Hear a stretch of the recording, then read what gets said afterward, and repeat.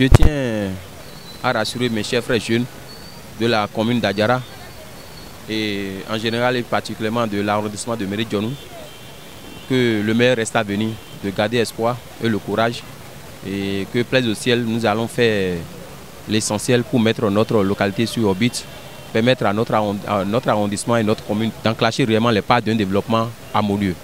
Et naturellement, la jeunesse de Méridionou, c'est une jeunesse composée de jeunes cadres, des cadres de toutes couches sociales.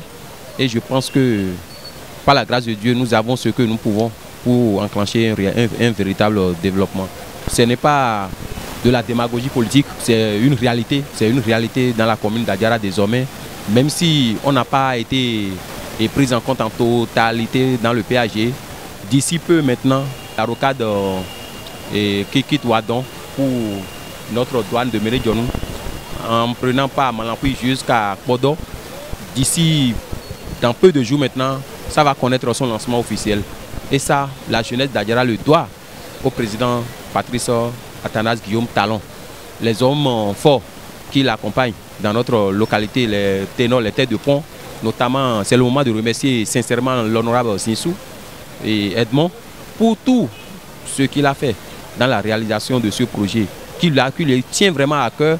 Et je pense que toute la population d'Adjara lui sera reconnaissante parce que ce n'est pas facile.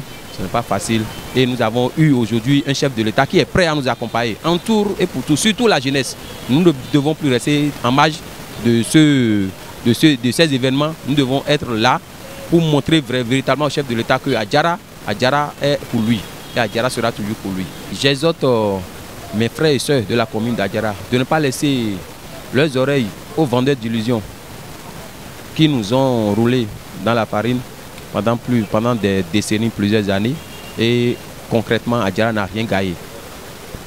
Que ceux-là, de ne pas prêter oreille à ceux-là, de les laisser et de la tête baissée de foncer derrière le chef de l'État.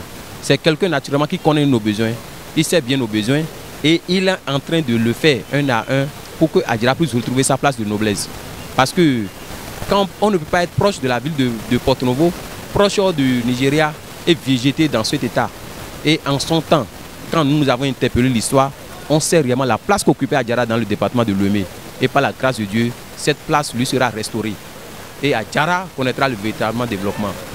Que la population puisse accompagner le chef de l'État, l'encourager et montrer effectivement que nous avons compris. Nous avons compris qu'il veut réellement notre développement. Donc, sur ce, je prie toute la population, surtout la jeunesse, à l'accompagner comme nous le faisons pour montrer effectivement qu'un jour, comme on le dit, Adjara a connu son développeur.